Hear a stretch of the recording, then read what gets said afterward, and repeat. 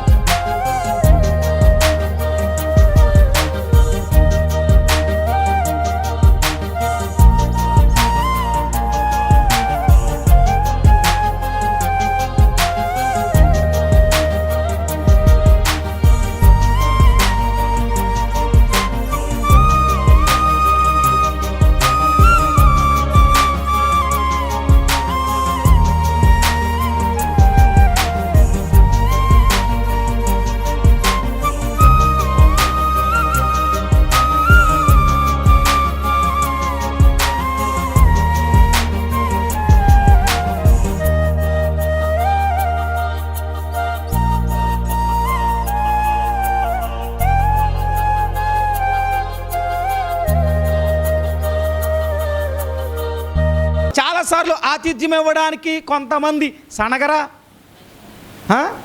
సణుగుతారు. ఒకసారి ఒక సంఘ పెద్ద నాతో చెప్పుకుని బాధపడ్డాడు. ఒక సంఘ పెద్ద గారు నాకు చెప్పాడు, ఏంటన్నా అంటే, అన్న నాకు పరిచర్య అంటే చాలా ఇష్టం అన్న, సేవకుల దగ్గర కుడిభుజంగా ఉంటాను.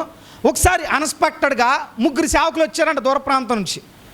మరి ఆయన దగ్గర సంఘ పెద్దగా నమ్మిన బంటుగా ఉన్నాడు కాబట్టి వెంటనే దైవజనుడు అన్నాడంట, అరే అబ్బాయి అర్జెంటుగా వెళ్ళి సేవకులకి ఆతిథ్యం ఏర్పాటు చేయి మీ ఇంటి దగ్గర అన్నాడంట. ఒక మాట మాట్లాడకుండా ఇంటికి వెళ్ళిపోయాడు. ఆయన ఇంటికి వెళ్ళిపోయి, అమ్మాయి మన అదృష్టం 3 దైవజనులు వచ్చారు అనుకోకుండా అయ్యగారు మనకు బాధ్యత అప్పగించారు, అర్జెంటుగా వంట చేయండి, గబగబా బయటికి వెళ్ళి తీసుకొచ్చి కొంత ఇస్తారు కదా, వెజిటేబుల్స్ కావచ్చు లేకపోతే ఏదో సంథింగ్ ఇచ్చాడు. ఇస్తే ఆమె ఇంటి దగ్గర సనడం మొదలెట్టిందంట. ఈ టైంలో తీసుకొస్తే ఎవడు వండుతాడు అనుకున్నావు, నువ్వు చేయి వంట అందంట. అనేసరికి ఇప్పుడు ఈయన బాధ ఏంటి, ఎవరి దగ్గర పేరు పోద్ది, దైవజనుడి దగ్గర. రెండోది ఈయన మనస్ఫూర్తిగా ఏమనుందంటే, దైవజనులకి ఆతిథ్యం ఇస్తే నాకు ఆశీర్వాదం, ఎక్కడో దూర ప్రాంతం నుంచి వచ్చారు మా ఇంటికి వచ్చారు, ఇలాంటి అదృష్టం ఎవరికో కానీ రాదు. మా దైవజనులు మిగతా వాళ్ళకి చెప్పలేదు కానీ ఎవరు చెప్పారు, నాకు చెప్పారు, ఈ అదృష్టం నాకు దక్కింది అనుకుని వెంటనే సంతోషంతో అతని ఇంటికి వెళ్ళాడు. కానీ ఆమె సంతోషంతో చేసిందా, చేయలే. కానీ ఒకటే అన్నాడట, అమ్మ వాళ్ళు వెళ్ళిపోయిన తర్వాత ఏం చేయమంటే అది చేస్తానే బాబు, నీకు ఏదో రకంగా చెయ్యంటే నేను చేయనంటే చేయను అందంట. ఏం చేస్తాడు, హోటల్కి వెళ్ళి బయట నుంచి పార్సిల్స్ తెచ్చి అప్పుడు మళ్ళీ అయ్యగారికి ఫోన్ చేసి అయ్యగారు పంపించిందని చెప్పి అవన్నీ పాత్రలో పెట్టి అవన్నీ పాపం చేశాడట. చేసిన తర్వాత వాళ్ళు ప్రార్థన చేసి చెప్పండి ఏం చేస్తారు, ఆశీర్వాదాన్ని అందరికి ఇస్తారు, అక్కడికి ఇస్తారా? విచిత్రం ఏంటంటే అంతకుముందు కొన్ని రోజుల నుంచి కొంత బలహీనత ఉందంట ఈ సంఘ పెద్ద గారికి, ఈయనకి పోయింది ఈవిడికి బాగాలేదంట. జనరల్గా బ్లెస్సింగ్ దేవుడు కుటుంబం అంతటికి ఇచ్చాడు, కోల్పోయింది ఎవరు, భార్య కోల్పోయింది. కారణం ఏంటి, ఈయన మనస్ఫూర్తిగానే వచ్చాడు కానీ భార్య మాత్రం. గుర్తుపెట్టుకోండి, ఈ కుటుంబంలో కొన్నిసార్లు సంఘ పెద్దలు కావచ్చు, సేవకులు కావచ్చు, సంఘ సహకారులు కావచ్చు, సేవకులకు సహకరించే వాళ్ళు కావచ్చు, నువ్వు మనస్ఫూర్తిగా నువ్వే పరిచర్య చేస్తే ఆశీర్వాదం నీకే. నీ భర్త నీకు సహకరించకపోయినా, నీ భార్య నీకు సహకరించకపోయినా కోల్పోయేది ఎవరు, వాళ్ళు కోల్పోతారు. కానీ నీ మనసులో మనస్ఫూర్తిగా నువ్వు చేసినట్లయితే ఖచ్చితంగా ఆశీర్వాదం నీకు. ఆ సంఘ పెద్ద గారు బాధపడుతున్నారు, అయ్యా నా భార్యకు కూడా కొంత బలహీనత ఉందయ్యా, ఆవిడ కూడా ఆశీర్వించబడాలని నాకు ఆశ ఉంది, ఆవిడ మనసు మారాలని ప్రార్థన చేయండి అయ్యా, ఎందుకంటే నాకు ఒక పేరు ఉంది, సంఘ పెద్దగా నాకు ఒక గుర్తింపు ఉంది, ఏదైనా డెడికేటెడ్గా చేయగలను అని అనేక మందిలో ఒక పేరు ఉందయ్యా మా ప్రాంతంలో, మా సంఘాల్లో. కానీ ఈమె వల్ల నేను కొన్ని సందర్భాల్లో వెనక్కి వెళ్ళిపోవాల్సిన పరిస్థితులు వస్తున్నాయి, కొన్ని ఆతిథ్యాలు ఇవ్వలేకపోతున్నాను, కొన్ని సహాయాలు చేయలేకపోతున్నాను, కొన్ని విషయాలు ఖర్చు పెట్టలేకపోతున్నాను. ఖర్చు పెడదామంటే ఇవి షంటింగ్ చేస్తుందయ్యా, వచ్చే ఆశీర్వాదాలు ఈమె ద్వారా నా కుటుంబానికి నా బిడ్డలకు దూరం అయిపోతాయేమో అనే బాధ నాలో ఉందయ్యా. కాబట్టి నా భార్య కొరకు, ఆవిడ మారు మనసు కొరకు దయచేసి ప్రార్థన చేయండి అయ్యా అని ఆ బ్రదర్ ఫోన్ చేసి మాట్లాడారు నాతో ఒకసారి. అంటే ఎందుకు ఈ మాట అన్నానంటే, అబ్రహాము లాంటి మనస్తత్వం ఉంది, అట్ ది సేమ్ టైం అబ్రహాముకి ఏ మనస్తత్వం ఉందో ఎవరు కూడా ఎలా ఉంది.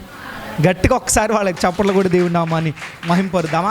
కుటుంబాల్లో భవిష్యత్ నేను అనుకుంటాను అబ్రహాము శారా లాంటి మనస్తత్వాలు చాలా తక్కువగా. బాగా ఆలోచించండి, శారా మనస్తత్వం ఎప్పుడు కూడా ఎవరి గురించి ఆలోచిస్తుందో తెలుసా, అబ్రహాం గురించి. ఎవరి గురించి? అబ్రహాం గురించి. అబ్రహాం బాగు కొరకు ఆలోచిస్తుంది. నా భర్త మంచోడు, నా భర్త ఆత్మీయుడు, నా భర్త క్షేమం కొరకు నేను ఏదైనా అనే తత్వం ఎవరిది? షారాది. అట్ ది సేమ్ టైం అబ్రహాముకున్న ఆ ఆత్మీయత ఎవరికి కూడా ఉంది? ఎవరికి ఉందండి? షారాకు ఉంది. అంటే ఆత్మీయ జీవితంలో గుర్తుపెట్టుకో, నీ సామర్థ్యం కొలది నువ్వు చేయడం కాదు, సామర్థ్యం కంటే ఎక్కువగా. మీకు అర్థమైందా? నేను మన పరిచర్యలో కూడా సాక్ష్యం చెప్పగలను. చాలా సందర్భాలు నేను పాకలో ఉన్నప్పటి నుంచి నేను పరిచర్యకు వచ్చిన చాలా అనంత కాలంలో రెబ్కా పరిచర్య బాధ్యతలు తీసుకుంది, సేవకుడికి భోజనం పెట్టే విషయంలో. కానీ చాలా సందర్భాల్లో చాలామందికి తన ఆతిథ్యం ఇచ్చింది. నేను చాలాసార్లు మనసులో అనుకునేవాడిని, అసలు ఈమె ఎలా చేస్తుందో చూద్దామని. కానీ డబ్బున్న వాళ్ళకంటే బాగా విందు తను ప్రిపేర్ చేసేది. నేను కొన్నిసార్లు తను పర్సనల్గా అడిగేవాడిని, అమ్మా నీ దగ్గర అసలు మీ ఫ్యామిలీ చాలా ఇబ్బందికర పరిస్థితులు ఉంది కదా, ఇంతమంది వచ్చినా నువ్వు ఇంత అవలేలుగా ఇన్ని వెరైటీస్ ఎలా తెచ్చి పెడతామని అడిగాను.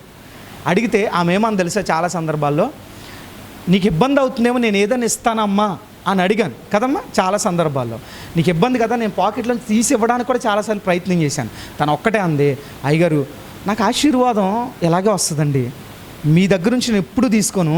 ఎందుకనంటే దైవజనులకి ఆతిథ్యం ఇవ్వడం నాకు, నా కుటుంబానికి ఆశీర్వాదం. నేను నిజంగా ఆ అమ్మాయి విషయంలో చాలాసార్లు సంతోషపడతాను. ఎందుకంటే తన సామర్థ్యాన్ని బట్టి కాదు, తన సామర్థ్యము కంటే ఎక్కువగా.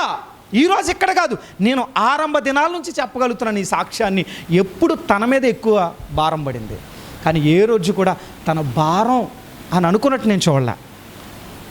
నిజంగా నేను అనుకుంటాను, జాన్ ఎలా రియాక్ట్ అవుతాడు అసలు, అతను ఎలా ఒప్పిస్తుంది, ఏమే వీళ్ళిద్దరి మధ్య గొడవలు జరుగుతాయా ఏమో. చాలాసార్లు అనుకున్న సందర్భాలు నాకు తెలుసు. వాళ్ళిద్దరు అండర్స్టాండింగ్ ఏంటో నాకు తెలియదు, తను ఎలా రియాక్ట్ అవుతాడో నాకు తెలియదు. కానీ ఏ రోజునైనా సరే ఒక్కసారి ఇదిగో ఈ పని చేయి అని తనకు అప్పగిస్తే ఏ రోజును కూడా భారం అనుకోలేదు, ఖర్చు అనుకోలేదు, ఇబ్బంది అనుకోలేదు. ఏ సమయమైనా అప్పటికప్పుడు ఫోన్ చేసి, మిట్ట మధ్యాహ్నం కూడా ఫోన్ చేసి నేను వస్తున్నానమ్మా, లేకపోతే ఎవరైనా వస్తున్నారమ్మంటే అప్పటికప్పుడు తీసుకొచ్చిన అనుభవాలు కూడా నాకు తెలుసు, నాకు బాగా తెలుసు. ఎందుకు దేవుని చేత దీవెనలు పొందాలి అని అంటే ఆటోమేటిక్గా మన సామర్థ్యాన్ని బట్టి కాదు, సామర్థ్యము కంటే చెప్పాలా గట్టిగా ఎక్కువగా. ఇప్పుడు శారా తన సామర్థ్యము కంటే ఎక్కువగా చేసిందా లేదా? చేసింది చాలా సందర్భాలు. అలా చేసిన తర్వాత ఎప్పుడైతే తను తృప్తిగా తిన్నారో వీళ్ళు మనసు చూసారా, వంటను చూసారా? విచిత్రం తెలుసా, కొన్నిసార్లు వంటల్లో కూడా మనసు కనబడుద్ది. కనబడదా? ఎలా కనబడుద్దండి భలే చెప్పారు. వంటల్లో మనసు అయినా కనబడుద్ది, మీరు చెప్పాలా? అంతే కదండి. ఇప్పుడు కొన్నిసార్లు నాకు తెలుస్తుంది. ఇప్పుడు అమ్మ నాకు చాలాసార్లు ఆతిథ్యం ఇచ్చినప్పుడు చాలా టేస్టీగా అనిపిస్తూ ఉంటాయి. నేను అనుకుంటాను ఎక్కడి నుంచి తయారు చేస్తూ వస్తుంది, మనసులో ఇష్టంతో మా దైవజనులు తినాలి ప్రేమపూర్వకంగా, ఆ ఇష్టం ఆ వంటలో కనబడుద్ది. అర్థమైందా?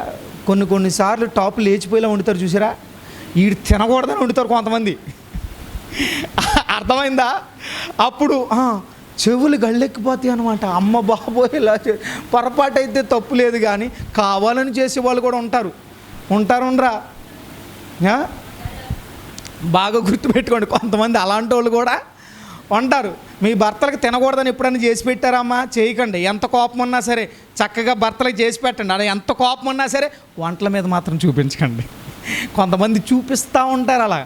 నేను అనుకుంటాను ఆ ముగ్గురు భోజనం స్వీకరించినప్పుడు, విందును స్వీకరించినప్పుడు, వడ్డించేటప్పుడు అబ్రహాము ప్రేమను, తినేటప్పుడు వంటల్లో రుచిని బట్టి శారా ప్రేమను వాళ్ళు తెలుసుకోగలిగారు.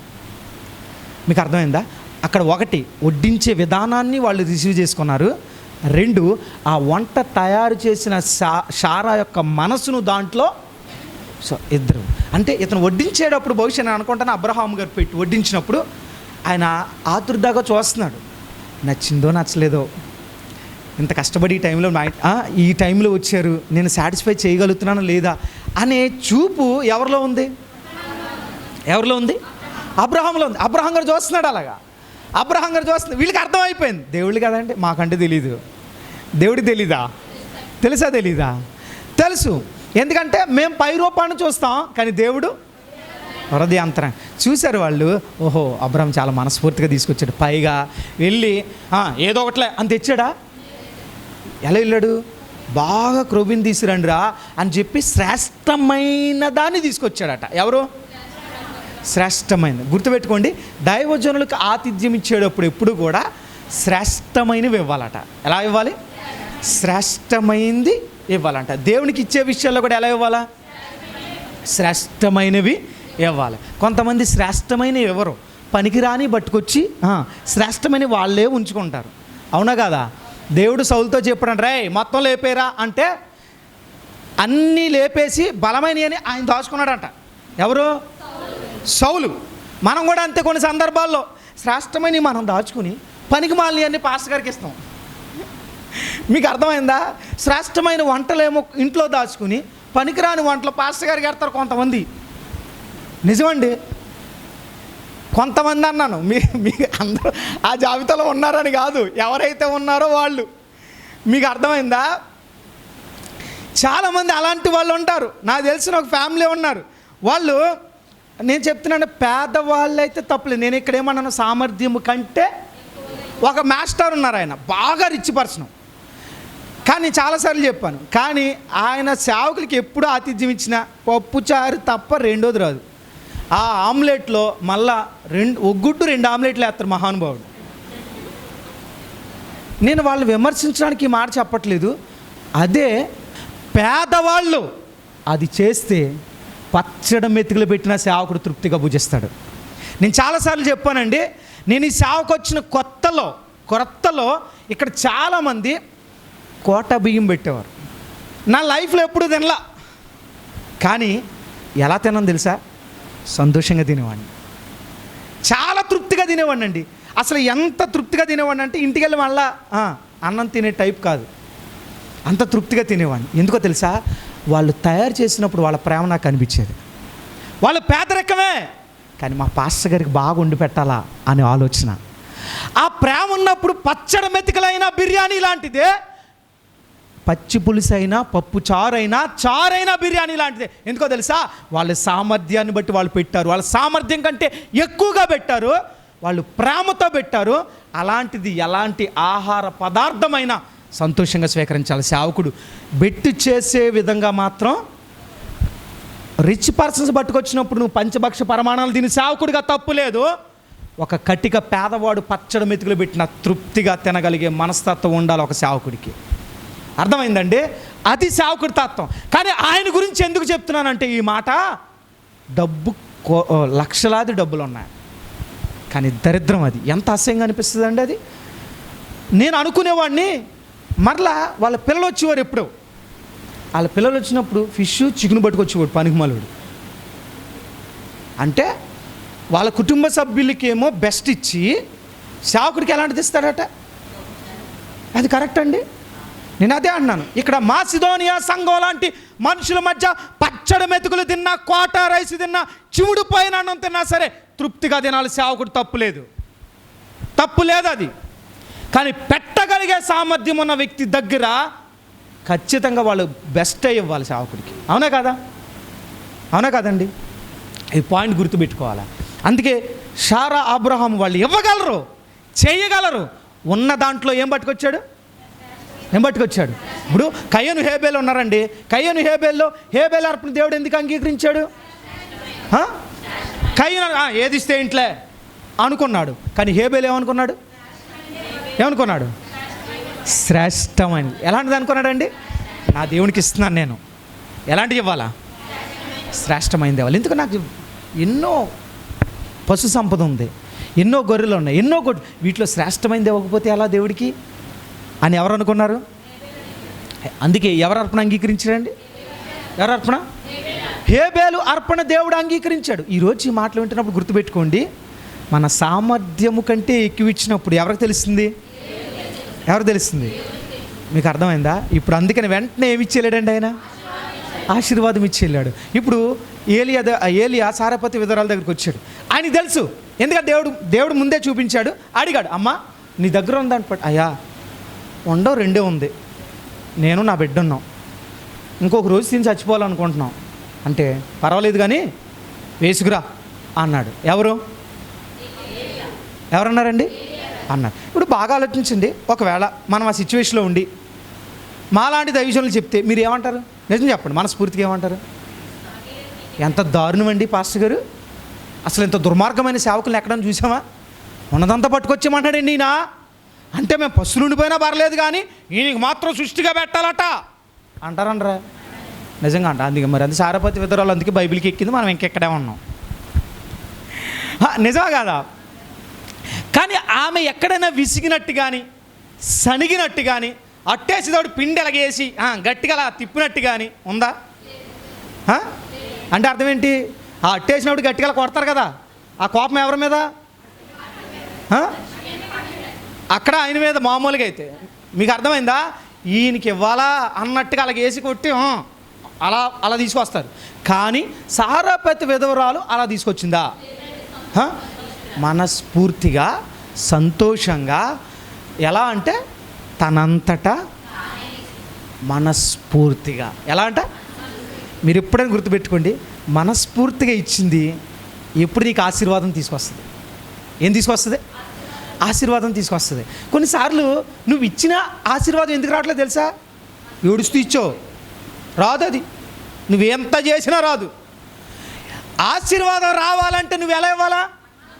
ఎలా ఇవ్వాలా?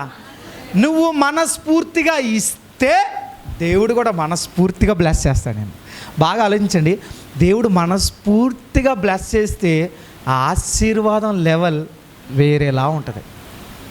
అది ఎవరిలో చూసామంటే అబ్రహాము శారాలో చూసాం. 100 ఏళ్ల వయసు అబ్రహాం గారికి, అప్పటికి 99 ఏళ్ళు, పుట్టేసరికి 100 ఏళ్ళు. ఈవిడికి ఎంత?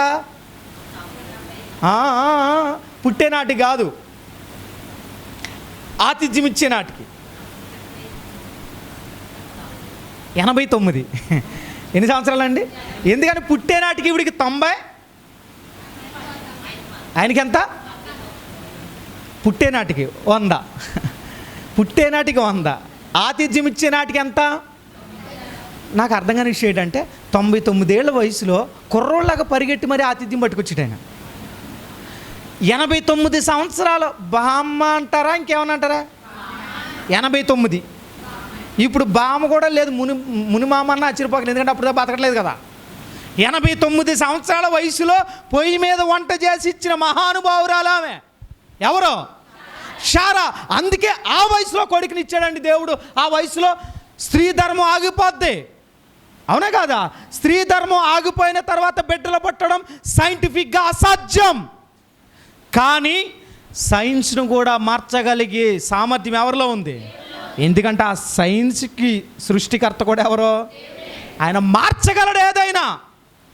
ఆ వయసులో చక్కటి బిడ్డనిచ్చాడండి. ప్రజలు ఆశ్చర్యపోయారట, ఏంటి ఈ వయసులో పిల్లలు ఏంటారా నాయన, ఈ వయసులో పిల్లలేంటి అంటే ఆయన ఆశీర్వాదం ఇస్తే అలా ఉంటుంది. ఇప్పుడు ఏలియా గారికి ఏం పట్టుకొచ్చింది? ఈమె ఏం పట్టుకొచ్చింది? అప్పాలు పట్టుకొచ్చి ఇచ్చింది. ఇప్పుడు పట్టుకొచ్చేటప్పుడైనా ఆ మొహలో ఏడుపు చూశాడు ఆయన? చూశాడా? చూస్తే ఆశీర్వదించేవాడా? విచిత్రం ఏంటో తెలుసా? ఆ 2 అప్పాలు వేసేటప్పుడు కూడా మనసులో ఏమనుకోని తెలుసా? నేను నా బిడ్డ బతుకుదాం అనుకున్నది నిజమే, కానీ ఈయన చూస్తే దైవజనుల్లా ఉన్నాడు కాబట్టి ఇచ్చేద్దాం, ఎలాగ రేపు పోయేదేది ఇవాళే పోతాం, ఏమైద్దిలే అని ఎవరు అనుకున్నారట? ఎవరు అనుకున్నారండి? సారేపతు విధవరాలు అనుకుందంట. మనం అనుకుంటామండి? అనుకుంటావా? ఈ రోజున సేవకుల్ని బండబూతులు తిడుతున్నారు జనం, తిడుతున్నారండి. మీకు అర్థమైందా? బాగా ఆలోచించండి. ఒక సేవకుడు సంఘానికి చెప్పాల్సినట్టుగా చెప్పాలా? మీకు అర్థమైందా? మొన్న ఒక దైవజనులు క్విజ్ పెట్టినప్పుడు అన్నారు, అయ్యా మీరు బాగా చేశారు కానీ నైటు రమ్మండం అది భావ్యంగా లేదండి అని అన్నారు. అని ఒక మాట అన్నారు ఆయన. ఏంటి అని అంటే, ఇప్పటికే సేవకుల్ని చాలామంది విమర్శిస్తున్నారు సార్, సేవకులు అంటే మంచి అభిప్రాయం, మీరు ఇలాంటివి చేసి సేవకుల మీద ఉన్న అభిప్రాయాన్ని కూడా ఇంకా చెడ్డ చేస్తుందంటే అప్పుడు నేను అన్నాను, ఒళ్ళు మండిపోయింది నాకు. పనికి మాలిన సేవకులు తయారయ్యారు కాబట్టి ఇలా తగలడింది సార్. సంఘానికి ఎలా పాఠం చెప్పాలో, ఎలా నేర్పాలో, ఎలా ఉండాలో చెప్పే విధంగా సేవకులు లేకపోబట్టే విశ్వాసులు అలా తయారయ్యారు. సెకండ్ షో సినిమాలు చూసి వచ్చే ఆడవాళ్ళు లేరా? పిల్లలతో సెకండ్ షోలకి సినిమాలకి వెళ్ళే వాళ్ళు లేరా? సెకండ్ షో సినిమా చూసేటప్పుడు ప్రార్థన సమయం గుర్తుకు రాదు. సెకండ్ షో చూసేటప్పుడు పిల్లలు గుర్తుకు రారు, నైట్ షిఫ్ట్లు చేసే సాఫ్ట్వేర్ ఎంప్లాయర్స్కి సమయం గుర్తుకు రాదు. కానీ దేవుని మందిరంలో సమయం గుర్తుకు రావడం, అది నైట్ అనడం, వర్షం అనడం, చలి అనడం, పగలైతే ఎండ అనడం, దూరం అనడం, ఇవన్నీ కూడా ఎక్కడ సోకులు వస్తాయి తెలుసా? ఎక్కడొస్తాయి? గట్టిగా చెప్పాలా? అంటే మిమ్మల్ని కరెక్ట్ అయిన తర్ఫీదు ఇవ్వకపోతే మీరు కూడా అలాగే తయారవుతారుగా. అవుతారా అవరా? అంటే ఏంటి? మీరు నొచ్చుకున్నా మేమేం చెప్పాలా? ఏం చెప్పాలా? నాకు బాగా ఇష్టమైన మాట ఈ మధ్య జఫన్యా శాస్త్రి గారు నోట విన్నాను. మన ఈ మధ్యన ఒక మెసేజ్ ఏంటంటే కారులో అన్నయ్య నేను వస్తున్నప్పుడు ఆ మెసేజ్ పెట్టుకున్నాం. జఫన్యా శాస్త్రి గారు మంచి వర్తమానికులు ఆయన ఒక మాట చెప్పాడండి, నాకు చాలా మంచిగా అనిపించింది ఆ మాట, కనెక్ట్ అయిన కూడా ఆ మాటకి. ఏమన్నా తెలుసా? బైబిల్లో లేనిది చెప్పడానికి సాహసం చేయను, బైబిల్లో ఉన్నది చెప్పడానికి ఎవరికే భయపడినా అన్నాడు అన్న. అసలు ఆ మాట నేను చాలా కనెక్ట్ అయ్యాను. అంటే అర్థం ఏంటి? బైబిల్లో లేనిది చెప్పడానికి మేము సాహసం చేయకూడదు, కానీ బైబిల్లో ఉన్నది చెప్పడానికి ఎవరికే భయపడి. నేను అదే చెప్పాను. నాకు అర్థం కాని విషయం ఏంటంటే, ఇదే మీరు సారీ మాట అన్నందుకు, మన లోకల్ ఉన్నప్పుడు నైట్ తిరణాలకి వెళ్ళి ఉంటారు కదా, జాతరలకి. తప్పంటలేదు, ఒకప్పుడు నేను కూడా వెళ్ళామా లేదా? ఆడపిల్లలు పిల్లల్ని తీసుకుని తిరణాలకి వెళ్ళారా లేదా? జాతరలకు వెళ్ళారా లేదా? వెళ్ళారా? జాతరలో కంఫర్ట్స్ ఉంటాయా? గాల్లో తిరగడమే కదా. ఒకవేళ అక్కడికి వెళ్ళాక వర్షం వస్తుంది, ఎక్కడో చోట ఆగడమే కదా కదా. అంటే నువ్వు జాతరలు తిరగడానికి పిల్లల్లో నైటు అనేది గుర్తురాదు, అర్ధరాత్రి దాకా తిరణాలకి తిరగడానికి నైటు జాతర అనేది గుర్తురాదు. ఎక్కడికి వెళ్ళినప్పుడు గుర్తు వస్తుంది? మరి ఇలాగా సపోర్ట్ చేసే పనికి మాలిన సేవకులను ఏమనాలా? అర్థమవుతుందా? నేను అందరిని విమర్శించట్లా. ఎందుకు సపోర్ట్ చేయాలి ఈ విషయంలో? ఎందుకు సపోర్ట్ చేయాలా? అంటే మందిరానికి వచ్చినప్పుడే వర్షమా? కొంతమంది నైటు వర్షం వస్తే అమ్మో మొక్క వచ్చేస్తామండి ఏమనాలి అసలు? వీళ్ళు మన పనికి వెళ్ళే వాళ్ళని చూస్తాం కదా, మీలో కొంతమంది పనికి వెళ్ళే వాళ్ళు ఉంటారు. ఊడికి వెళ్ళినప్పుడు ఎలా వెళ్తారు? మీరు కవరేజ్ చేసుకుని ఆ ఉదయం నుంచి ఎప్పుడు ఒక పని చేస్తారమ్మా, సాయంత్రం వరకు పని చేస్తారు. అప్పుడు వర్షం కురవదా? మీద కురవదా? కురుస్తుంది. మానేస్తారా? మానరు. ఆ తడుస్తూ, అర్థమైందా? అలాగంటే మొన్న నెహెమ్యా అన్న మాట అన్నారు, ఊడికి వెళ్ళే వాళ్ళకంటే కూలి పని వద్దండి, వ్యాపారం చేసే వాళ్ళకి డబ్బులు వస్తాయండి. మరి మందిరానికి వస్తే ఎవడు అడుగుతాడు? ఎవడు అడగడు కదా. దీంట్లో లాభం కూడా నిజమే కదా అన్నయ్య. మరి మా ఇద్దరు డిస్కషన్లో అది వచ్చింది. కొంతమంది ఎలా ఫీల్ అవుతారు అంటే, మందిరానికి వస్తే లాభం లేదు, లేకపోతే అడిగేవాళ్ళు లేడు, అడిగితే ఏం మార్చేస్తావు? అందుకే చెప్తున్నాను, దైవజనులుగా మేము కఠినంగా ఉంటే కరెక్ట్ అయిన మార్గంలో మీరు ఉంటారు. మీరు పాడయ్యారంటే మొదటి కారణం ఎవరో తెలుసా? మేమే. నువ్వు ఫీల్ అయినా పర్లా, తప్పుని తప్పనే చెప్పాలా వద్దా? తప్పుని తప్పులా ఖండించాలి, దాంట్లో ఎవరికే భయపడకూడదు. ఎందుకో తెలుసు, నేను మళ్ళీ చెప్తున్నాను, ఒక దైవజనుని దేవుడి సేవకి పిలిస్తే వాక్యానుసారమైన బోధ చెప్పాలాడు. ఎవరైనా సరే, శ్యామ్ కావచ్చు, ఎవరైనా కావచ్చు, సంఘం వెళ్ళిపోతారనే భయం నాకు ఉండకూడదు ఫస్ట్. ఎందుకనంటే హాలన కాకపోతే ఇంకొకరు ఏర్పాటు చేస్తాడు దేవుడు. నువ్వు పోతే నీ ప్లేస్లో ఇంకొకడు వస్తాడు. ఇప్పుడు ఎలీషా దగ్గర గెహాజీ పోయాడు, అక్కడితో ఆగిపోయింది సేవ? ఆగిపోయిందా? పోయింది గెహాజీయే. గెహాజీ ప్లేస్లో ఇంకోటి వస్తాడు, అవునా కదా? ఇప్పుడు 12 మంది శిష్యుల్లో యోధా పోయాడు, యోధా ప్లేస్లోకి ఎవరు వచ్చారు? మత్తీయా వచ్చాడు. ఎవరు వచ్చారండి? అంటే యోధా పోయాడు కాబట్టి 12 మంది శిష్యులు నెంబరింగ్ పోయిందా? ఆ 12వ ప్లేస్లో మత్తీయాని చేర్చాడు అపోస్తుల కార్యంలో. అంటే అర్థం ఏంటి? నువ్వు పోతే ఇంకోటి వస్తాడు. అంతేగాని సేవకుడుగా చెప్పే విషయాల్లో కరెక్ట్ అయిన తర్ఫీదు ట్రైనింగు ఇవ్వకపోతే అతను ఖచ్చితమైన సేవకుడు కానే కాదు. ఆయన ఖచ్చితంగా చెప్పాడు, పట్రామ 2 అప్పాలేసి అని. ఈమె ఏమనుకుంటుందో, తిట్టుకుంటుందేమో అనుకున్నాడు ఆయన. మీరు ఎప్పుడైనా గుర్తుపెట్టుకుని, నేను ఎప్పుడో ఒకటి నమ్ముతాను, ఒక సేవకుడి గురించి విశ్వాసి ఏమనుకుంటాడా అని సేవకుడు ఎప్పుడు ఆలోచించకూడదు. అసలు నా గురించి మా దైవజనుడు ఏమనుకుంటాడని విశ్వాసం ఉండాలా. అది నేను నమ్ముతా. ఎవరేమనుకుంటారని కాదు, కానీ సేవకుడు ఎక్కడ ఆలోచించాలా? నా దేవుడు నా గురించి ఏమనుకుంటాడా అని మేము ఆలోచించాలా? అంటే మేము ఎవరి గురించి ఆలోచించాలా? మీరు ఎవరి గురించి ఆలోచించాలా? మీకు అర్థమైంది ఇప్పుడు? అంటే మా లెక్క ఎవరికి? అందుకనే మేము భయపడం. భయపడితే సేవకుడు కాదు, భయపడి అబద్ధం చెప్పేవాడు ఆత్మీయుడు కాదు. ప్రభువును రక్షకుడైన యేసుక్రీస్తు వారి ప్రేమ కలిగిన నామములో మీ అందరికీ శుభాభివందనాలు తెలియజేస్తున్నాను. మరి ఈ 2 అంచెల ఖడ్గం అనే యొక్క ఆధ్యాత్మిక కార్యక్రమాన్ని మీరు వీక్షిస్తూ ఎంతమంది బలపడుతున్నారు, ఇప్పటికే ఎన్నో కుటుంబాలు కట్టబడ్డాయి, ఎంతోమంది యవన బిడ్డలు మార్చబడ్డారు. అలాంటి భారభరితమైన సువార్త పరిచర్య కొరకు మరి ఈరోజు సహకరించిన కొరపాటి వెంకట్రావు గారు, వారి కుటుంబాన్ని బట్టి నేను ఎంతో దేవుడిని స్తుతిస్తున్నాను. మరి వారి కొరకు, వారి కుటుంబం కొరకు చిన్న ప్రార్థన చేస్తాను. మీరు అందరూ కూడా ఈ ప్రార్థనలు ఏకీభించండి. మహాపరిశుద్ధుడా, మీ పరిశుద్ధ నామానికి వందనాలు ప్రభువా. మరి కొరపాటి వెంకట్రావు గారు, తిరుగుడుమెట్ట ప్రభు, తాళ్ళపూడి మండలం, ఆ ప్రాంతం నుంచి ఈ సువార్త అనేక మంది హృదయాలను బలపరచాలి, అనేక మందిని మార్చాలనే ఉద్దేశంతో మరి వారి గుప్పులు విప్పి ఈ పరిచర్య కొరకు సహకరించారు. దేవా, ఎంతైతే ఈ పరిచర్య కొరకు గుప్పులు విప్పారో అంతకంతకు రెట్టింపు ఆశీర్వాదంతో ఆ కుటుంబాన్ని నింపండి ప్రభు. వారి కుటుంబంలో బిడ్డలు సమస్తాన్ని మీరు దీవించి ఆశీర్వదించి బలపరచమని యేసుక్రీస్తు నామములో ప్రార్థిస్తూ వెంకట్రావు గారు వారి కుటుంబాన్ని మీ చేతులకు అప్పగిస్తున్నాం మా పరమ తండ్రి, ఆమేన్. ఇంకా మీలో ఎవరైనా అన్న ఈ పరిచర్య ద్వారా మేము ఎంత ఆత్మీయంగా బలపడుతున్నాం, మాలాంటి అనేక మంది బిడ్డలు బలపడతారు కనుక ఈ భారభరితమైన సువార్త పరిచర్యకు మేము సహకరిస్తాం అనుకుంటే కింద ఉన్న నెంబర్లకు మీరు కాల్ చేసి తెలియపరచాలని ప్రభు పేట తెలియజేస్తున్నాను. మరొకసారి ఈరోజు ఈ యొక్క ఆధ్యాత్మిక కార్యక్రమానికి సహకరించిన కొరపాటి వెంకట్రావు గారు, వారి కుటుంబానికి ఒక సేవకుడిగా ఈ బేతెల్ మినిస్ట్రీస్ తరపున ప్రత్యేకమైన వందనాలు తెలియజేస్తున్నాను. God bless you, God bless you all. ఈ యొక్క ఆధ్యాత్మిక కార్యక్రమంలో ఈ వాక్యం ద్వారా మీరు బలపడినట్లయితే ఈ కార్యక్రమాన్ని ప్రోత్సహించండి, బలపరచండి. అలాగే మీ సమస్యలు ఏమైనా తెలియచేయాలి అని ఆశపడితే ఈ స్క్రీన్పై స్క్రోల్ అవుతున్న నెంబర్లకు మీరు కాల్ చేయండి. అలాగే మీ ప్రార్థన అవసరాల కొరకు ప్రేయర్ చేయడానికి సేవకుడిగా నేను ఇప్పుడు సిద్ధంగా ఉన్నాను.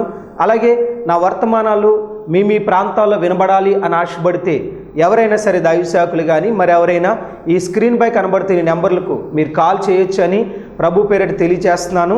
అలాగే నా వర్తమానాలు మీరు ఇంకా వీక్షించాలి అని ఆశపడితే బ్రో ఎం శ్యామ్ అనే యూట్యూబ్ ఛానల్ ద్వారా కూడా నా వర్తమానాలు అనేకమైన యూట్యూబ్లో ఉన్నాయి కనుక వాటిని కూడా మీరు వీక్షించి ప్రభు యొక్క దీవెనలు పొందుకోవాలని, ఆధ్యాత్మికంగా బలపడాలని ప్రభు పక్షాన తెలియజేస్తున్నాను. ఈ దీన సేవకుడి కొరకు, ఈ దీన పరిచర్య కొరకు మీ యొక్క అనుదిన ప్రార్థనలో జ్ఞాపకం చేసుకోవాలని ప్రభు పేరిట మీ అందరినీ కూడా తెలియజేస్తున్నాం. God bless you, God bless you all. దేవుడు మిమ్మల్ని దీవించునుగాక. ఆమేన్. మా అడ్రస్ బేతేలు ప్రార్థనా మందిరం, ఇందిరా కాలనీ, జీడిపిక్కల ఫ్యాక్టరీ ఎదురుగా, దొండపూడి రోడ్, గోపాలపురం.